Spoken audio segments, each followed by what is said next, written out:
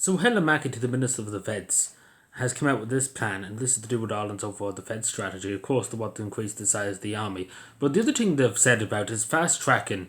What that means is fast tracking non-nationalists and non-Irish people into the army. First of all, it should be only Irish people that's into the Feds Force and the Navy and the Air Corps and in the army itself. It should be Irish citizens because, let's be fair, it is a national security risk because that's what the army's about. We put our own citizens force, giving them jobs to defend the state.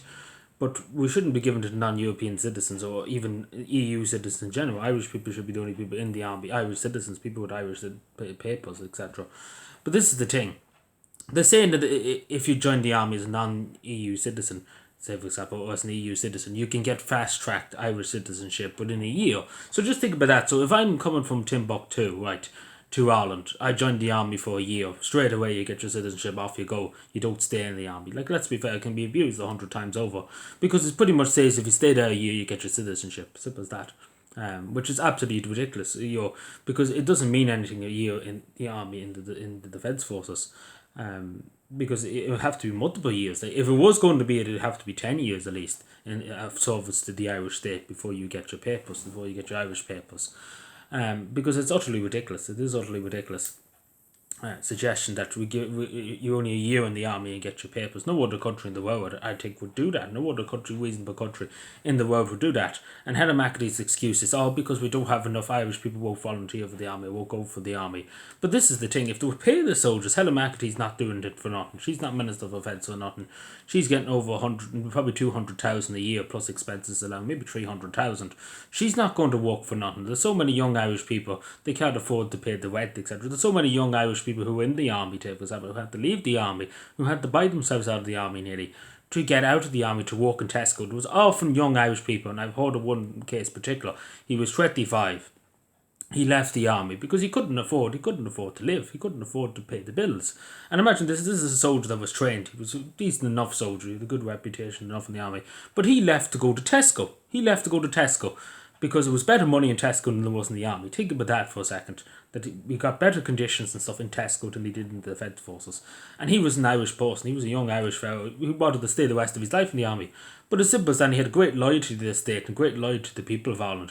But at the end of the day, he couldn't pay the bills. He couldn't make ends meet. He couldn't make it life for himself. He wanted to have a child in the future with his girlfriend. But with the army salary, he couldn't have done that. He got a bit extra for when he went abroad on peacekeeping missions, but he couldn't have done it on that salary. But what I'm trying to say, if you pay the men, they would turn up. There's loads of young Irish people that would love to be in the Defence Forces. But they won't pay them. So they won't pay the Irish people to do it. They want people to work for nothing. And this is the thing, and they want people to come from now the third world to be into the Defence Forces, etc. Which is unacceptable in my opinion, because again, the job, and this is for every country, you should put your own citizens first. And your own citizens, particularly when it comes to the defence of the Irish state. Irish citizens should always be put first. So, say for example, if you are coming here from a Spanish passport or an Italian passport, you shouldn't be in the Defence Force. You generally, really, you shouldn't be in the Irish Defence Force. You should be in your own Defence Forces, your own army. The Spanish army, the Italian army, with respect. But this is the thing, it is a national security risk. Like, let's be fair, because these people only turn up and then they join the army. And as the head of McAtee said, there's not really any stops or turns. It's not like, you have to stay for 10 years, right, before you get the citizenship. Because it can be abused many times over that they stay for a year and they get the citizenship and then everything handed them, basically. Let's put it that way. And it's utterly ridiculous because it doesn't solve anything. So the suggestion too, I meant to say this at the beginning, but the suggestion the army at the moment is about 7,500, give or take around that. The whole army and the navy and the air corps, the whole defence forces. They want to bring that up to 11,500 or so by 2028, which is not that long away. 2026 in 3 years basically they want to do that. But I'm very hesitant with this because it's not great, because let's be fair, everybody will come in numbers now, like from Timbuktu, etc., to join the Defence Forces. And as soon as they get the citizenship, they're out of the Defence Forces, etc. So it's going to be basically a revolving door. There'll be people just coming for the year and then doing the year of service and get their free citizenship, etc. And then they turn up in Ireland and claim social welfare, a free house, etc. It would be utterly ridiculous. Like, I really, really do think it has to be looked at. As I say, 1 year is too short. It really, really is too short. Like, at most 10 to 5 years. 5 years may be the limit. Maybe the minimum. 5 years the minimum to about 10 years. because you have to prove yourself. It's no point being a year in the army. You haven't proved yourself that you're a loyal servant of the Irish people, the Irish state, that you're willing to die for the Irish state if necessary, if our country came under attack. Because the majority of these people would only be there to get the citizenship, and they wouldn't put themselves in danger if they did. If it did come to war, they'd be the first person to run away. So that's as simple as that, and that's to be generally honest with you. Now, when I was younger too, I wanted to join the army, but the thing about it is, and nowadays particularly with me, you have to kind of be politically neutral, etc. You can't really be on anybody's side, or not on any political. I'm not a part of any political party or secret organisation. But what I'm trying to say, I would always be questioning the government and what they do, and rightly so. But as a member of Oak Creek and the Defence Forces, you're not really allowed to do that.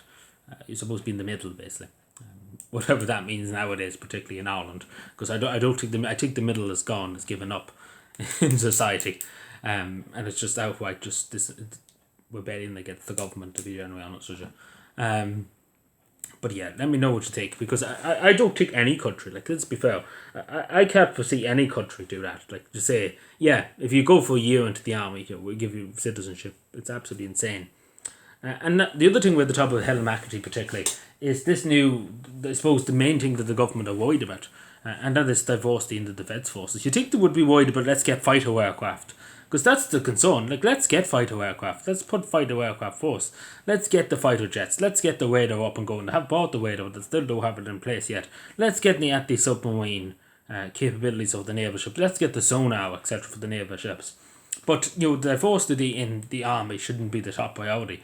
It should be about, get the equipment to defend the state. Like, let's be fair, there's huge issues there, as I say, because we simply do have, and take for example the naval stuff is the other thing I remember, is that the guns of the naval ships, the Irish Navy warships, they're getting crowds in from America to service the ships, to service the guns on the ships, because they won't pay the technicians to do it. So these are major issues. Like, take for example, we're sending probably ships now out to sea with non-functioning guns, basically, that they can't fire at enemies or anything that happens. They're basically just fishing ships at that stage, because they can't shoot back on anybody coming to the state to do harm to us as Irish citizens, etc. So you think they would, Helen McEntee, that should be top one priority. But yeah, diversity, that's the top one apparently for Helen McEntee. But it's an utter joke. Helen McEntee is a joke. First of all, she is a joke. I mean nothing personally to her, but she should never have been. She was terrible as Minister for Justice. She's terrible as Minister for the Feds. I would recommend we get the woman behind me. That's the word we need as Minister for the Feds, because Helen McEntee's just not doesn't have the capability to do this, especially now. If that's the priority, good luck to you.